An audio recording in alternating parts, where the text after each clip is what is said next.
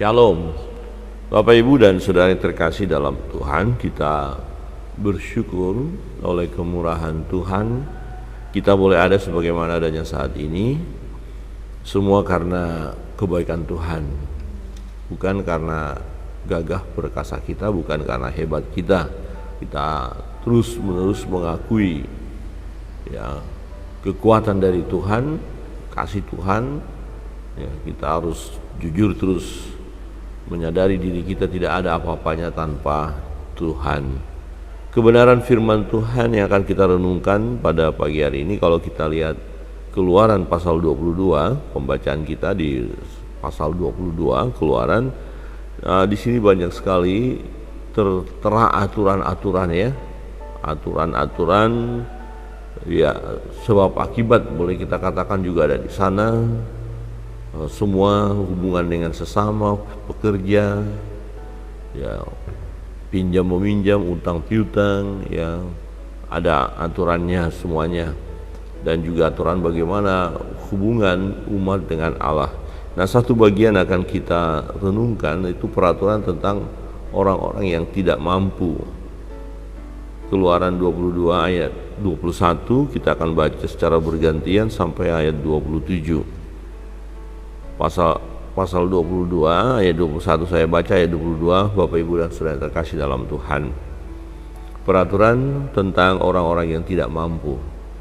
Janganlah kau tindas atau kau tekan seorang orang asing, sebab kamu pun dahulu adalah orang asing di tanah Mesir. Seseorang janda atau anak yatim janganlah kamu tindas. Jika engkau memang menindas mereka ini, tentulah aku akan mendengarkan seruan mereka.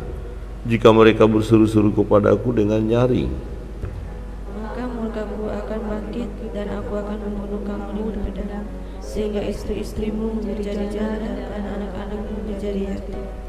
jika engkau meminjamkan uang kepada salah seorang dari umatku, orang yang miskin di antaramu, maka janganlah engkau berlaku sebagai seorang penagih hutang terhadap dia.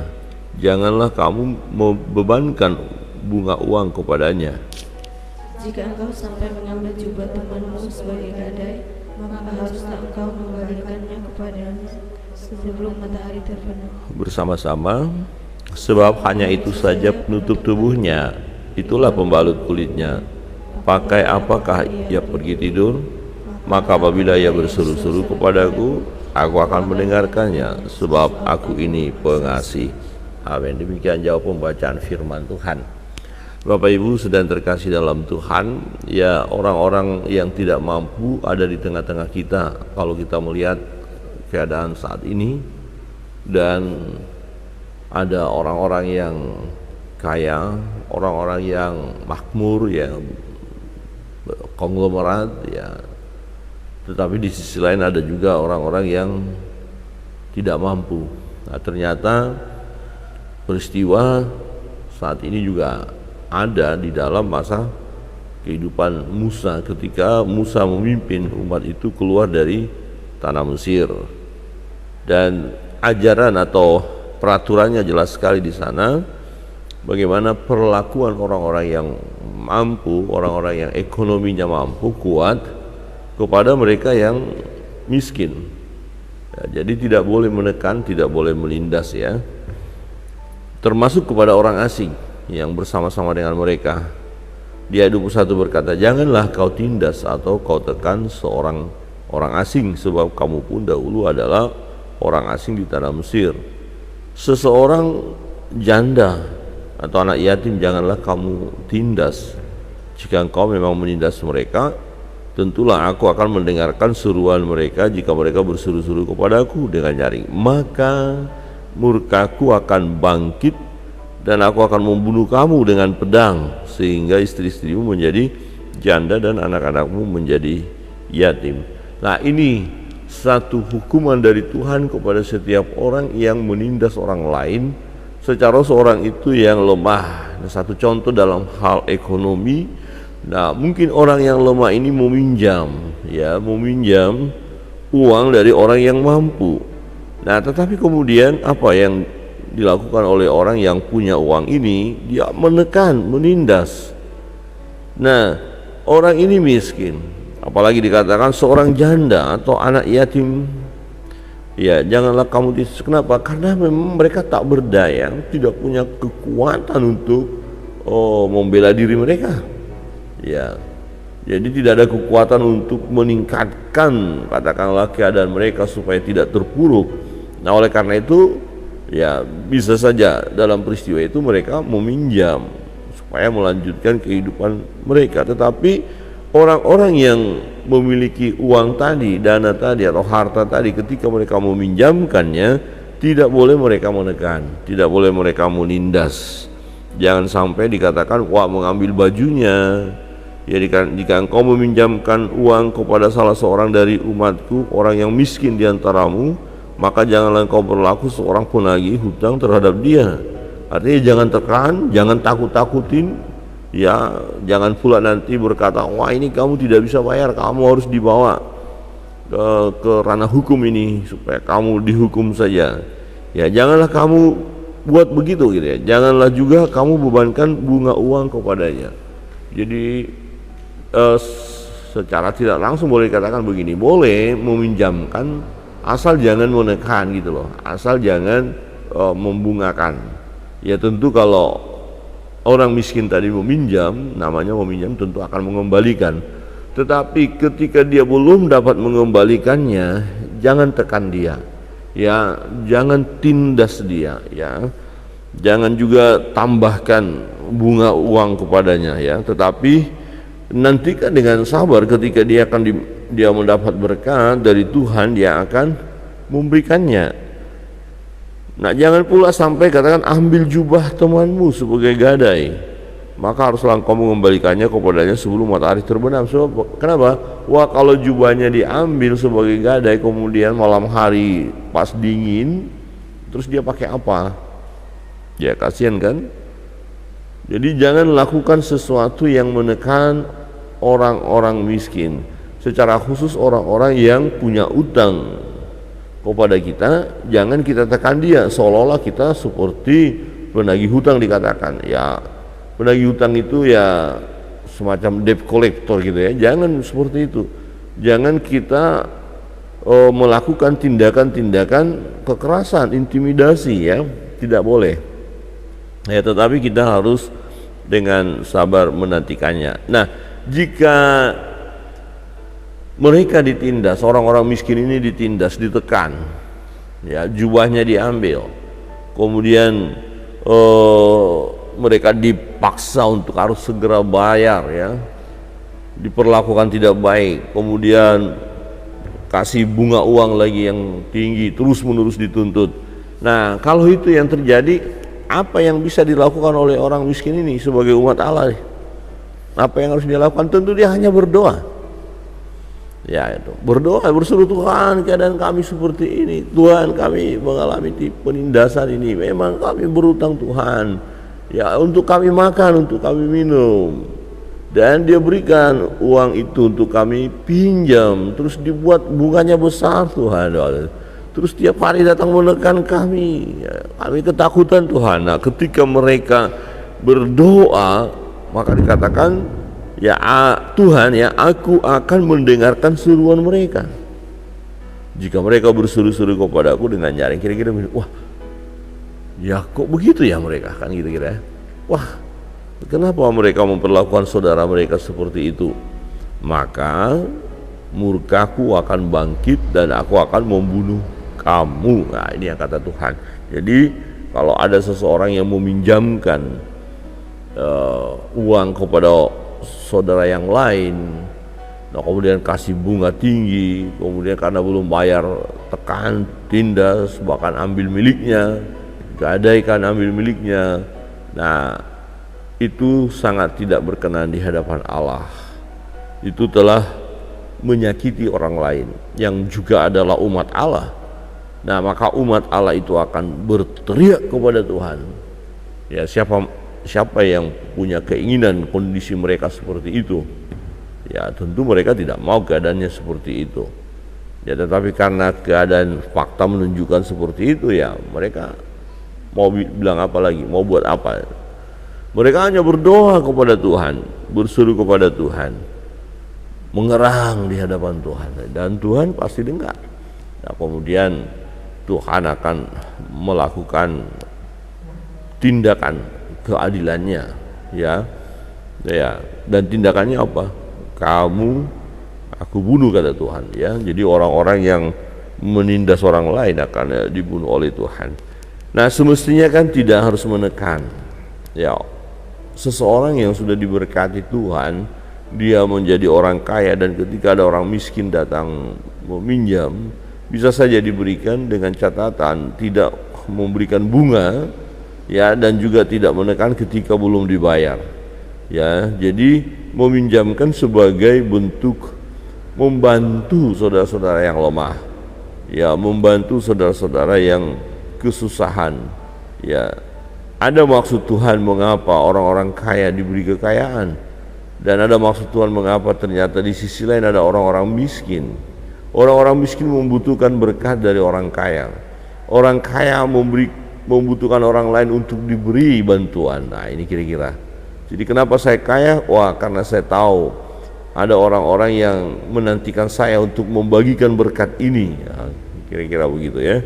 Wah, ini sesuatu yang luar biasa kalau itu yang kita lakukan, ya. Jadi ada maksud Tuhan mengapa kita memiliki sesuatu yang lebih dibandingkan dengan orang lain. Nah, sementara orang lain mengalami kekurangan dalam satu hal, misalnya, ya, jadi kelebihan kita itu akan melengkapi kekurangan orang lain.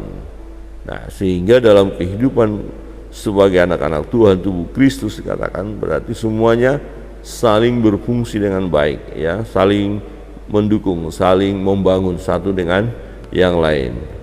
Nah, Bapak Ibu sudah terkasih dalam Tuhan, di lingkungan kita, ya, ada mereka orang-orang yang miskin, yang tertindas, yang mengalami kesusahan. Nah, bagaimana perhatian kita kepada mereka?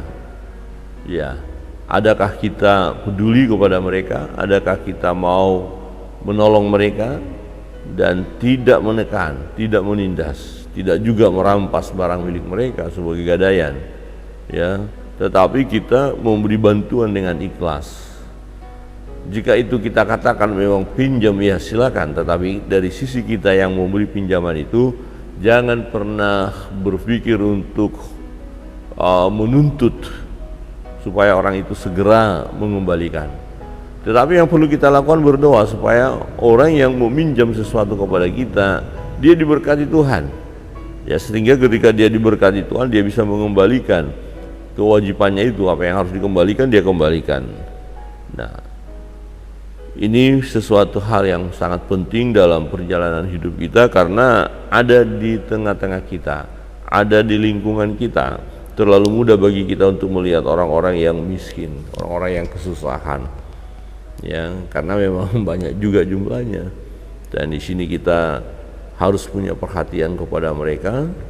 Nah, terlebih sesama umat Tuhan, ya, sama orang percaya harus saling memperhatikan. Kira-kira begini, seringkali saya katakan, kalau ada anak dari jemaat, ya, pintar, dia sekolah, dia rajin, tetapi ketika dia membutuhkan dana untuk terus melanjutkan studinya, orang tuanya nggak punya apa-apa, nggak bisa sama sekali untuk menjalankan untuk mendukung anaknya untuk terus sekolah lebih tinggi.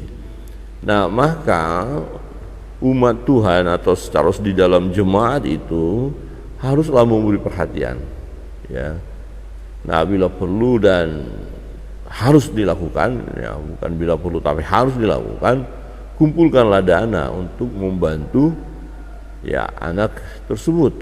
Jadi ada perhatian, ya, kelak orang yang dibantu itu akan berhasil, dan terlalu mudah bagi dia untuk menjadi berkat bagi orang lain kalau dia sudah mendapatkan, ya, pekerjaan yang baik setelah dia nanti selesai kuliah, karena dia pintar, dapat posisi, dapat pekerjaan dan lain sebagainya, maka bagi dia terlalu mudah untuk membantu orang lain. Tetapi kalau dibiarkan saja, dia tidak punya uang, terus udah biarin aja, nggak ada urusan dengan kita, maka berhentilah, ya, karir atau masa anak muda tadi, dan dalam setiap perjalanan hidupnya dia tidak akan mampu untuk mendapatkan berkat yang lebih banyak untuk dapat dibagikan kepada orang lain.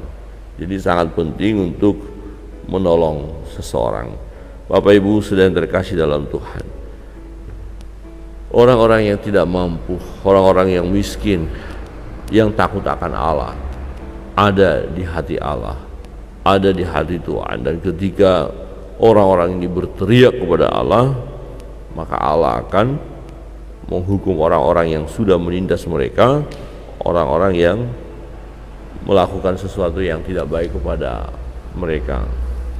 Ya, kalau kita melihat kehidupan orang-orang Israel dengan melihat ayat ini, dan ternyata memang ada di dalam kehidupan mereka, ya, orang-orang yang tidak mampu. Bahkan peraturan-peraturan sebelumnya ada, bisa orang itu dijadikan budak, ya, hamba, tetapi nanti di tahun ke-7 harus dibebaskan. Jadi ada, dia nggak bisa bayar utang, ya bisa dia dijual, ya dijual, kemudian baru siapa yang membeli dia, itulah tuan orang itu. Ya, itu peraturan-peraturan dalam perjanjian lama kalau kita lihat. Nah, apakah perjanjian lama, hukum-hukum ini masih berlaku bagi kita saat ini? Ya, prinsipnya ya tidak langsung secara letterlek harus begini-begini, tetapi prinsip ya, dan bahkan ini perlu diterapkan dalam hukum-hukum kita saat ini, ya, tidak bertentangan dengan hukum-hukum katakan di pengadilan untuk mendapatkan keadilan.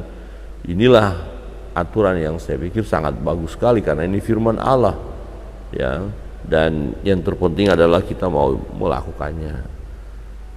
Bapak Ibu sudah terkasih dalam Tuhan, renungan kita pagi hari ini mengingatkan kita akan perhatian kita kepada orang-orang yang miskin, orang-orang yang susah, orang-orang yang ekonominya sulit, orang-orang yang juga mungkin kesusahan untuk makan, mereka harus pinjam. Nah, apa tindakan kita? Kita harus mengasihi mereka, kita harus memberi pinjaman tanpa bunga, tanpa menekan mereka, tanpa memaksa mereka untuk segera mengembalikannya. Dan kita bisa memberkati mereka, ya, dengan memberikan cuma-cuma apa yang kita miliki, yang bisa kita berikan kepada mereka untuk menolong kesusahan mereka.